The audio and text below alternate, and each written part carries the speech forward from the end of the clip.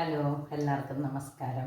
ഇതുണ്ടോ പനം കൽക്കണ്ടാണ് അത് മേടിച്ചത്, പിള്ളേർക്ക് വേണ്ടി മേടിച്ചതാണ്, കൊച്ചുമക്കൾക്ക്. പക്ഷേ അത് മിച്ചം വന്നതും നമ്മൾക്കിന്ന് ഒന്ന് ഉരുക്കിയെടുത്ത് ഈ പഴവും ചേർത്ത് അടയുണ്ടാക്കാം. അപ്പോൾ നമുക്ക് ഈ പനം കൽക്കണ്ടം ഒന്ന് ഉരുക്കാൻ വെക്കാം. എൻ്റെ ഒരു 1/2 ഗ്ലാസ് വെള്ളം വെച്ചിട്ടുണ്ട്.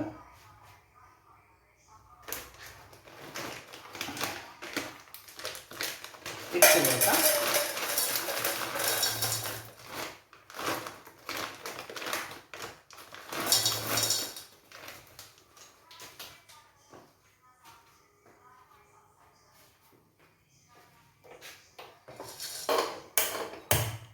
തീയും കത്തിച്ചു കൊടുത്തു. കലം പഴുത്ത് പഴം മിച്ചം വന്ന് നമുക്ക് എന്ത് ചെയ്യാൻ പറ്റും?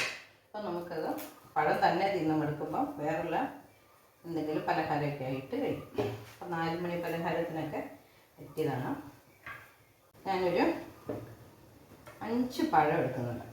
ഈ 5 പഴം നമുക്കൊന്ന് മിക്സിയുടെ ജാറിലിട്ട് അരച്ചെടുക്കാം.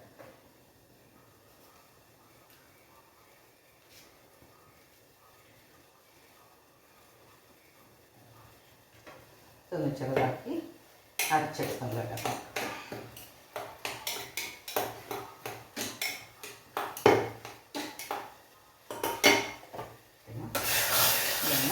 ഇളക്കിയിട്ട് കൊടുക്കാം. തീ കുറച്ച് വെക്കാം.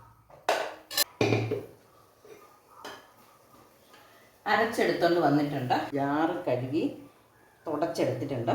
അതിലേക്ക് ഞാൻ 1 ടേബിൾ സ്പൂൺ ജീരകം ഇടുവാണ്. അതുപോലെ അതിൻ്റെ പകുതി ഏലക്കായ ഇട്ടു. ഇതൊന്ന് പൊടിച്ചെടുക്കാനാണ്. ഇത് രണ്ടും കൂടെ പൊടിക്കാൻ പാടാണ്. അതുകൊണ്ട് കുറച്ച് പഞ്ചസാരയും കൂടെ ചേർത്തിട്ടാണ് പൊടിക്കുന്നത്.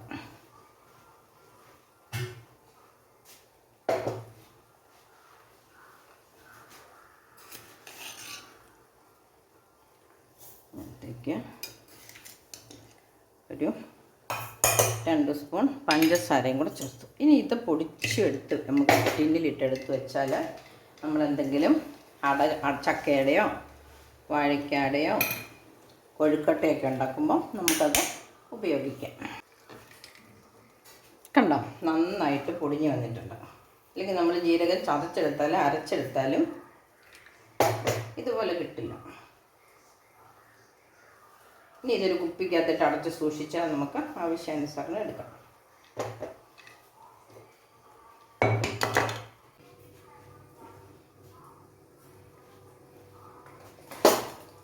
നമ്മുടെ പനം കൽക്കണ്ടത്തിൻ്റെ പാനി റെഡിയായിട്ടുണ്ട്.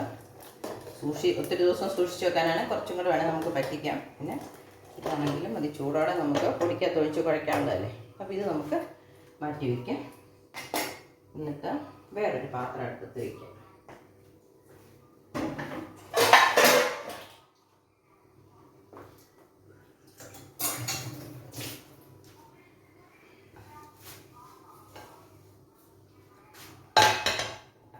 പൊടി കുഴയ്ക്കാനുള്ള പാത്രം ഞാൻ അടുപ്പത്ത് വെച്ചിട്ടുണ്ട്. ഇതിൻ്റെ വെള്ളം പറ്റി കഴിയുമ്പോൾ നമുക്ക് ഇതിലേക്ക് പഴം ഇട്ട് കൊടുക്കാം.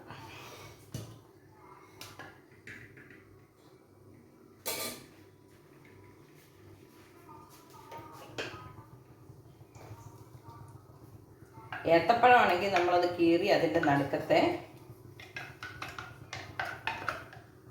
കറുത്ത സാധനം കളയണം. റോബസ്റ്റ് ആയിരുന്നു, നമുക്ക് അതൊന്നും കളയേണ്ട ആവശ്യമില്ല.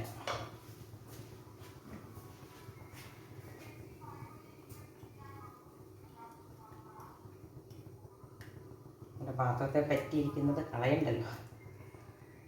അവിടെ നമുക്ക് അങ്ങോട്ട് എടുക്കാം.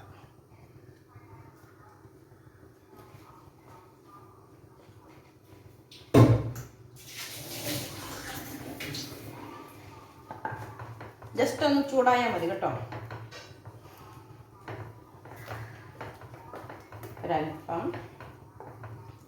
ഉപ്പിട്ട് കൊടുക്കാം.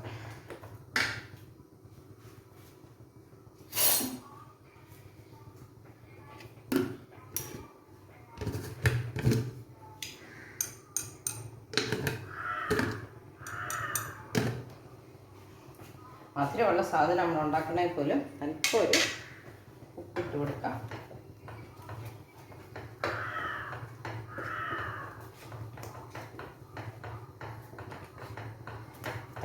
വന്നിട്ടുണ്ട്. ഇനി നമുക്ക് അരിപ്പൊടി ചേർത്ത് കൊടുക്കാം.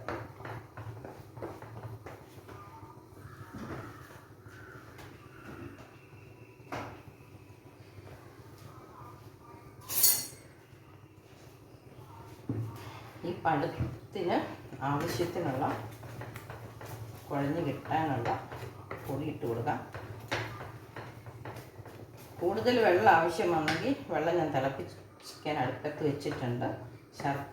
പാനി ഒഴിക്കുമ്പോൾ മിക്കവാറും പാകത്തിനാകും. പാനി ഒഴിച്ചിട്ട് പോരെങ്കിൽ നമുക്ക് വെള്ളം ഒഴിച്ചു കൊടുക്കാം. ചൂടുവെള്ളം വേണം ഒഴിച്ചു കൊടുക്കാം. ഈ ചൂടുള്ള അടുപ്പയിലേക്ക് ഇട്ടിളക്കുന്നത് കൊണ്ട് ഇപ്പം നമുക്ക്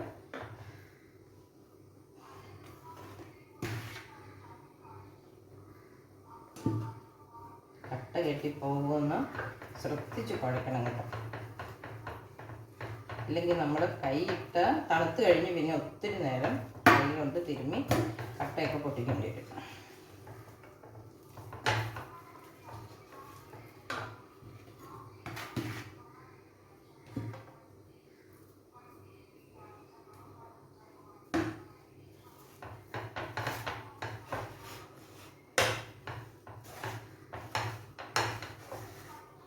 ഇത് നമ്മൾ ചൂടുവെള്ളമല്ലേ ഒഴിക്കുന്നത്. അപ്പം തീ നമുക്ക് ഓഫാക്കാം.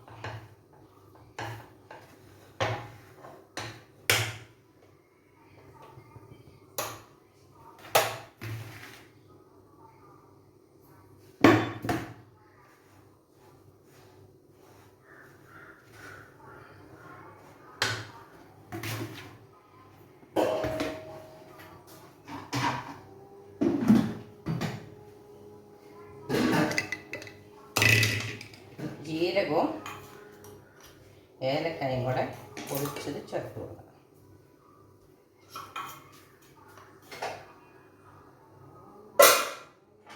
പഞ്ചസാര കൂടെ ചേർത്തോണ്ടോ ഇത്ര അധികം ചേർക്കുന്നത്. ഇനി നമുക്ക് തേങ്ങ ചിരണ്ടി വെച്ചിരിക്കുന്നത് ചേർത്ത് കൊടുക്കാം.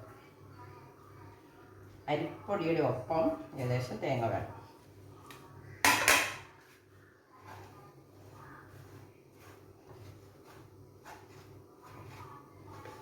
ചക്ക കൊണ്ട് അട ഉണ്ടാക്കുന്ന പോലെ ഏത്തപ്പഴം കൊണ്ട് ഉണ്ടാക്കുന്ന പോലെ ഒന്നും ഇതിന് നല്ല കളറ് വരികയില്ല. കളറ് കിട്ടണമെങ്കിൽ നമുക്ക് വല്ല ബീറ്റ്റൂട്ടോ കാരറ്റോ ഒക്കെ ചേർക്കേണ്ടി വരും. ഇതിപ്പോൾ ഞാനൊന്നും ചേർക്കുന്നില്ല. ഇനി നമുക്ക് നമ്മുടെ പാനി ഒഴിച്ചു കൊടുക്കാം.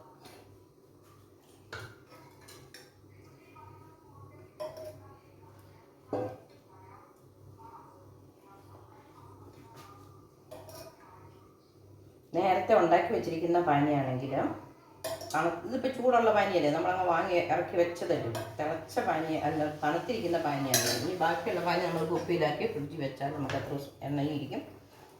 അങ്ങനെയുള്ള പാനിയാണെങ്കിൽ നമ്മൾ ഒന്നും കൂടെ ചൂടാക്കിയിട്ട് വേണം ഇത് കുഴയ്ക്കാൻ. അല്ല കുഴച്ചുകൊണ്ടിരിക്കുമ്പോഴും അടുപ്പത്ത് തീരെ വെച്ച് വേണം കുഴയ്ക്കാൻ. ഇതിപ്പോൾ നല്ല ചൂടുള്ള പാനി ആയതുകൊണ്ട് ഞാൻ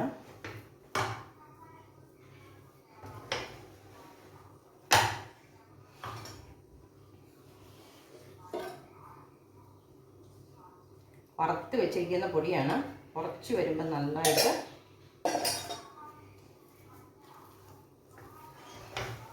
നല്ല ബലത്തിനിരിക്കും. മയം വേണ്ടേ, അതുകൊണ്ട് അല്പം ലൂസാക്കി വേണം. അതിലുണ്ടോയെന്ന് നോക്കാം.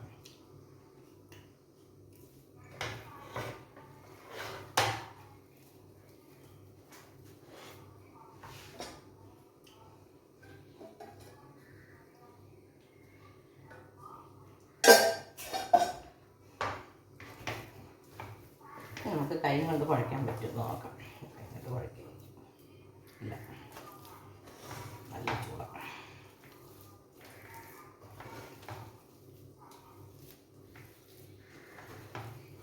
ഇത് ഇല പരത്തിയിട്ട് ദോശക്കല്ല് ചുട്ടെടുക്കാം.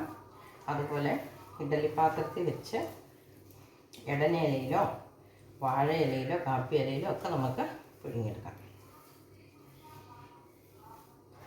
ദോശക്കല്ല് ചുടുവാണെങ്കിൽ നല്ല ഉണങ്ങി വരും. പുഴുങ്ങിയെടുക്കുകയാണെങ്കിൽ പൂച്ച പുഴുങ്ങുന്ന പോലെ, അല്ലെങ്കിൽ ചക്കയുടെ ഉണ്ടാക്കുന്ന വരും. പിന്നെ നമുക്ക് ഇലക്കകത്തേക്ക് കോരി, ഞാനിപ്പോൾ കുമ്പിൾ കുത്തിയിട്ട് പൂച്ച ഉണ്ടാക്കുന്ന പോലെ തന്നെ കേട്ടോ ഉണ്ടാക്കുന്നത്.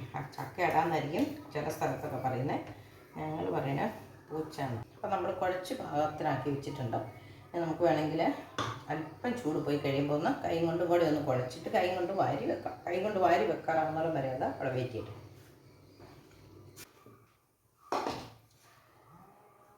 നമ്മളിവിടെ അപ്പച്ചമ്പ് അടുപ്പത്ത് വെച്ച് തീ കത്തിച്ചു, ഇല എടുത്തുകൊണ്ട് വന്നിട്ടുണ്ട്. ഇനി നമുക്ക് നമ്മുടെ കുഴച്ച് വെച്ചിരിക്കുന്നതെടുത്ത് ഇലയിലേക്ക് ആക്കി ഒഴിച്ചിട്ടുണ്ട്. ഞാൻ ഇടനയില തികഞ്ഞില്ലെങ്കിലോ എന്ന് വിചാരിച്ചുകൊണ്ട് കൊക്കോ ഇല കൂടെ എടുത്തിട്ടുണ്ട്. നമുക്ക് കൊക്കോ ഇലയിലും ഇടനയിലയിലുമായിട്ട് ഇലയൊക്കെ കഴുകി തൂത്തെടുത്തിട്ടുണ്ട്. നമുക്ക് വാരി വെക്കാം.